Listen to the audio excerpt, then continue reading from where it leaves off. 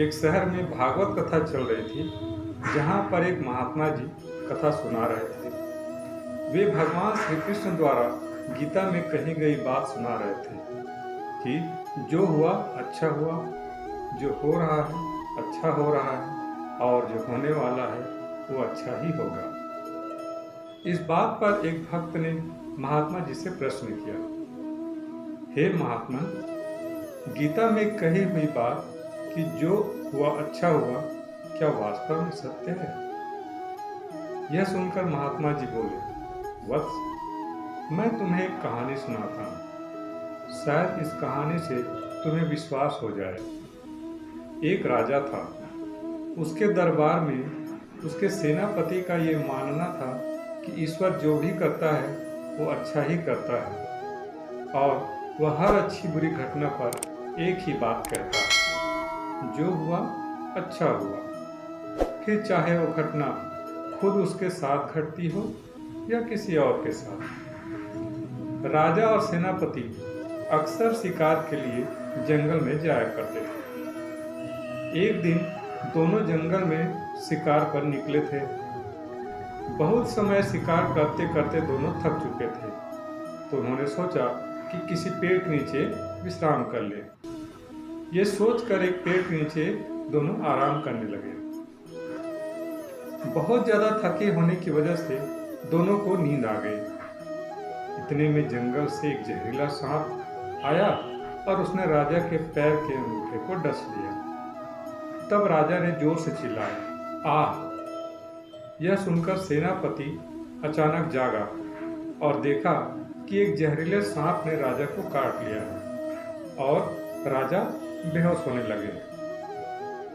सेनापति ने राजा को तुरंत घोड़े पर बिठाया और वैद्य की तलाश करने लगा। कुछ दूर उसे एक झोपड़ी दिखाई दी, तो उसने आवाज लगाई, क्या कोई है यहाँ पर? हमें सहायता की आवश्यकता है। तब अंदर से एक बुजुर्ग बाहर आया और बोला, आप लोग कौन हैं और इन्हें क्या हुआ है? तब सेनापति ने सारी बात बताई कि हमें एक वैद्य की तलाश है। हमारे राजा को एक सांप ने काट लिया है। तब उसने कहा, आप सही जगह पर आ पहुंचे हैं। मैं एक वैद्य हूँ और जड़ी बूटी से इलाज करता हूँ। यह सुनकर सेनापति बहुत खुश हुआ। वैद्य ने राजा की जांच की और कहा, यदि राजा की जान बचानी है तो इनके पैर का अंगूठा काटना पड़ेगा, नहीं तो जहर सारे शरीर में फैल जाएगा। वैद्य की बात सुनकर सेनापति ने राजा की जान बचाने के लिए राजा के अंगूठे को काटने की अनुमति दे दी, और फिर वैद्य ने अंगूठे को काटकर जड़ी बूटी का लेप लगाया और सेनापति ने राजा को बेहोशी की हालत में लेकर महल पहुंच गया। कुछ देर बाद राजा को होश आया तो पता चला उसका अंगूठा सेनापति की अनुमति से कट गया है।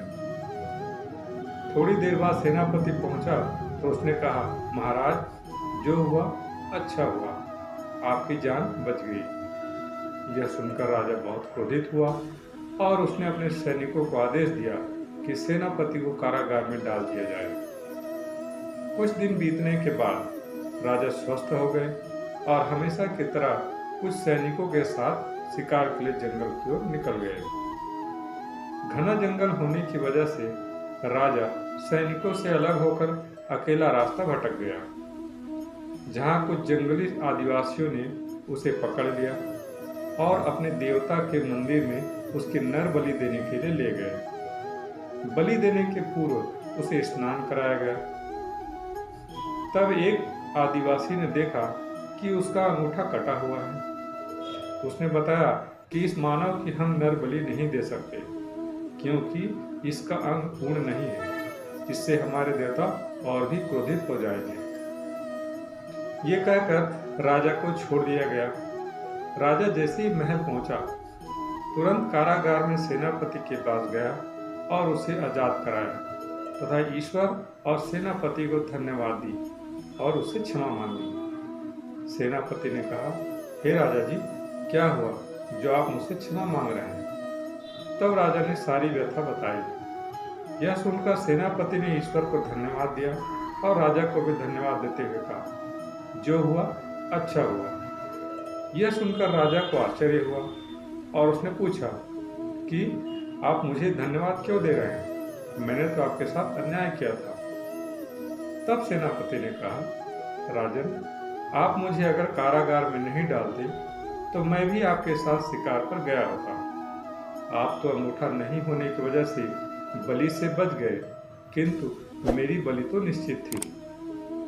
यह सुनकर राजा ने कहा, सेनापति जी, तुम ठीक कहते हो कि ईश्वर जो करता है वह ठीक ही करता है, अर्थात जो हुआ अच्छा हुआ, किंतु हमें उस समय लगता है कि हमारे साथ गलत हुआ है।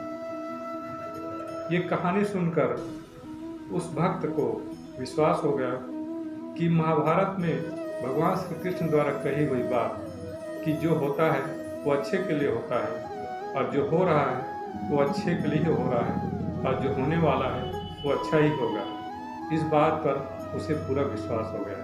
उसने महात्मा जी को धन्यवाद दिया। तो आइए सब एक साथ कहते हैं, बोलिए वृंदावन बिहारी लाल की जय।